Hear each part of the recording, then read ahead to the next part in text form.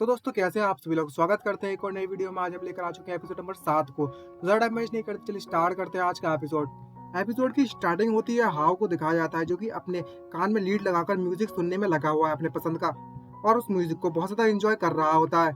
और बहुत ज़्यादा इंजॉय करते हुए मन में सोचते कहे लगता है इन साउंड ट्रैक को सुनने के बाद कि ये वही साउंड ट्रैक है जो मैं पहले सुना करता था जंग के जंग। और वहीं पर गाने गाने लगता है एकदम रॉक स्टाइल में।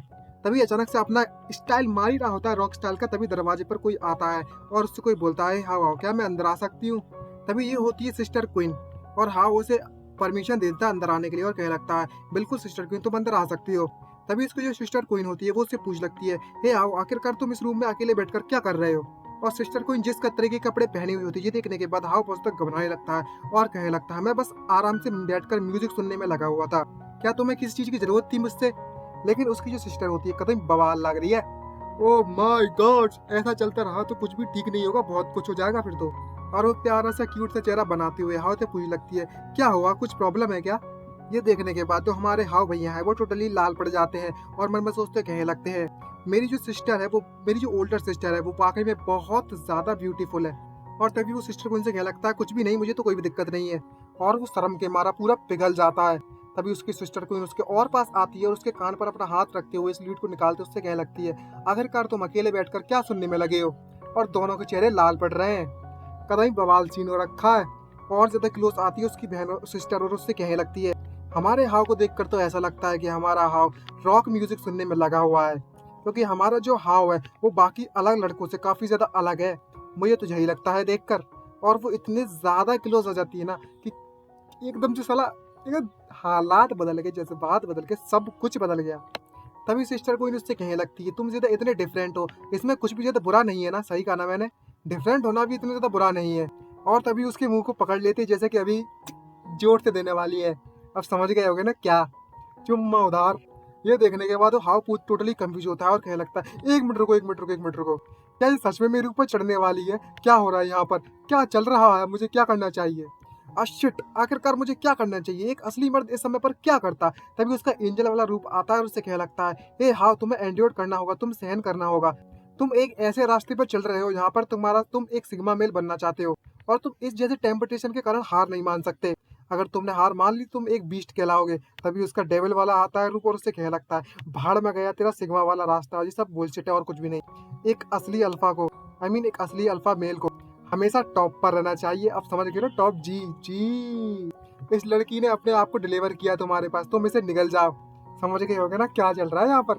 और वो टोटली अपने ख्यालों में खो जाता है और उसके दो रूप होते हैं, वो आपस में फाइट करना चालू कर देते हैं और कहने लगते हैं मेरा ज्यादा बेटर आइडिया, तुम्हारा ज्यादा बेटर नहीं है।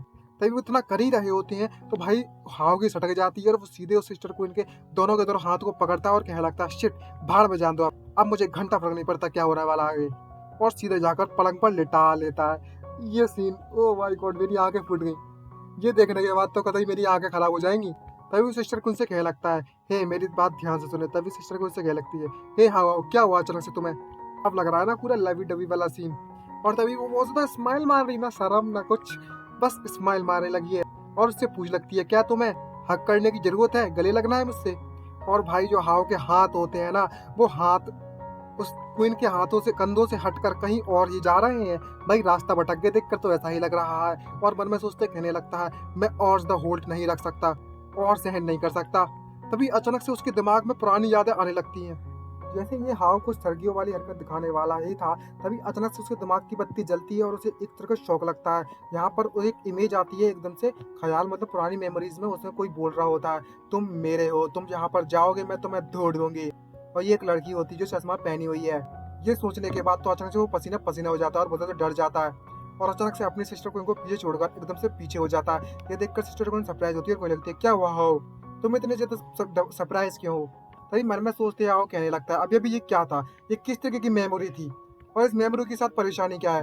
तभी सिस्टर को बहुत ज्यादा घबरा जाती है और कहने लगती है तुम काफी ज्यादा बीमार दिख रहे हो आओ, तुम्हारी शक्ल तो काफी ज्यादा बहुत ज्यादा पेल दिख रही है, क्या तुम ठीक हो। तभी हाँ उससे डरते हो कहने लगता है मुझे नहीं पता अभी भी क्या हुआ, मुझे ये जैसे अजीब सा लगा अभी अभी, और मेरा जो सर है वो अचानक से बहुत ज्यादा लाइट हो गया, मुझे लगता है मुझे बहुत ज्यादा नींद आ रही है इसलिए मेरे साथ ये सब हो रहा है। आखिरकार मेरी जो बॉडी है वो अभी जवान है इसलिए ये सब हो सकता है, और तो और मेरे जो हार्मोन्स है वो टोटली उनका दिमाग फिर चुका है पूरी तरीके से, शायद ये किसी तरीके की बीमारी हो। तभी जो उसकी सिस्टर मेन होती है वो सीधे उसके गले लगा लेती है अपने गुब्बारों ऊपर और उसे रखती है, उससे कहने लगती है, मुझे पता है मेन इतने ज़्यादा स्ट्रांग नहीं होते गर्ल्स के मुकाबले में हाव, लेकिन तुम्हें अपनी बॉडी का ख्याल रखना चाहिए। तभी जो हाव होता है गुब्बारों के बीच में फंसने के बाद बहुत ज़्यादा सरप्राइज और बहुत ज़्यादा मतलब शर्मा रहा होता है और कहने लगता है, हाँ तुमने बिल्कुल सही कहा, हम लोग काफ़ी ज़्यादा वीक हैं। और मन में सोचते कहने लगता है, हमारी सिस्टर क्वीन है वो बहुत ज़्यादा अच्छी है, बहुत ज़्यादा नाइस है। तभी अचानक से इस सिस्टर क्वीन का जो चेहरा होता है काफ़ी ज़्यादा डरावना दिखने लगता है, एकदम डरावनी आंखों से घूरने लगती है और कहने लगती है, अच्छे बॉय, तुम्हारी जो सिस्टर है उसकी बात सुनो तुम। तभी हो पीछे होता है और उससे पूछने लगता है, मैं तुमसे कुछ पूछना चाहता हूँ, अगर मैं अपने बाल कटा लूँ तो तुम्हें कैसा लगूंगा, मैं अच्छा लगूंगा कि नहीं लगूंगा, तुम क्या सोचती हो इस बारे में सिस्टर क्वीन। तभी जो उसकी सिस्टर क्वीन होती है वो उससे कहने लगती है, तुम कुछ भी करो तुम एकदम से औसम लगोगे, भले ही तुम अपने बाल छोटे ही क्यों ना करा लो।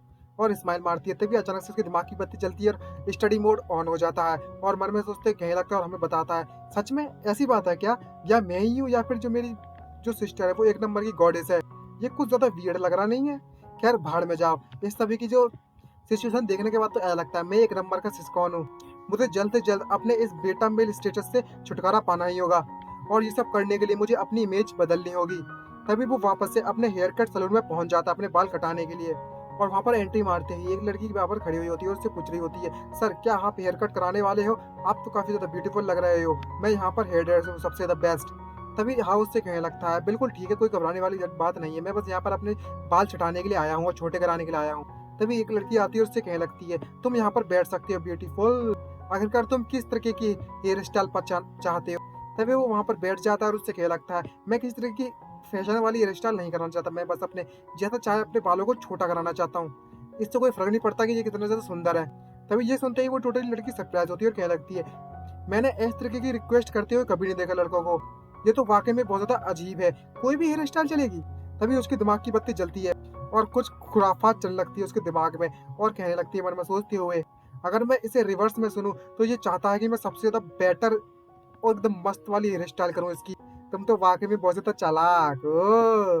तभी अपने स्लीव्स को ऊपर करती है और कहने लगती है, अगर ऐसी बात है तो मैं अभी आपको बहुत ज़्यादा हैंडसम बना दूंगी। तभी 2000 ईयर लेटर और उसकी हेयर स्टाइल कट जाती है, एकदम लौंडा लग रहा है अब तो। तभी हेयर स्टाइलर उससे पूछने लगती है, इतने छोटे बाल क्या ठीक है तुम्हारे लिए। तभी हाँ उससे कहने लगता है, ठीक है इतने छोटे भी चल जाएंगे, कितने पैसे हुए। तभी हाँ मन में सोचते कहने लगता है, भले ही मैंने अपने बाल इतने ज़्यादा छोटे कटा दिए लेकिन ये दुनिया ही ऐसी है, ये वर्ल्ड ही ऐसा है, इसने तो मुझे और भी ज़्यादा क्यूट बना दिया, आखिरकार ये सब चल क्या रहा है मेरे साथ। तभी हेयर ड्रेसर से कहने लगती है, तुम्हें पे करने की जरूरत नहीं है, बस तुम मेरे साथ एक फोटो खिंचा सकती हो प्रोमो करने के लिए, ताकि हमारे जो फ्यूचर में कस्टमर है वो आपको देख सके। तभी हाँ मना कर देता है और कहने लगता है, कोई पिक्चर विक्चर नहीं होगी, मैं तुम्हें पैसे पे करूंगा। तभी वो लड़की उससे कहने लगती है, कितनी ज़्यादा शर्मनाक बात है, तुम कितने ज़्यादा ब्यूटीफुल लड़के हो।